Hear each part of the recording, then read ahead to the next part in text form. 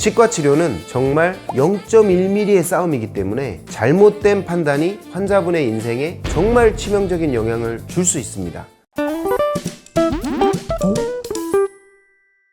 안녕하세요. 용인에서 14년째 치과를 운영하는 임플란트 심어주는 남자 김재현 원장입니다. 대한민국 치과의사 2만 명 중에서 정말 실력 있고 양심적인 치과의사 선생님들이 많이 있습니다. 하지만 몇몇 치과는 환자분들을 돈으로만 보고 기본적인 원칙마저 저버리는 곳들도 분명히 있어요. 환자분들이 그런 곳에 가셨다가 문제가 생기지 않길 바라는 마음에 절대 가면 안 되는 치과 유형 5가지를 알려드릴게요. 첫 번째 유형은 무조건 선납 완부를 강요하는 치과입니다. 교정이나 임플란트처럼 치료기간이 길고 비용이 큰 치료를 상담할 때 오늘 전체 비용을 한 번에 결제하시면 특별 할인가로 해드리겠습니다 라고 제안하는 곳이 있는데요. 물론 병원 운영상 일부 선납이 필요할 수는 있습니다. 하지만 상식밖에 큰 할인을 미끼로 전체 비용의 완납을 강요하는 곳은 일단 의심부터 하셔야 됩니다. 몇 년 전 대한민국을 떠들썩하게 했던 투명치과 사태를 들어보신 적이 있으실까요?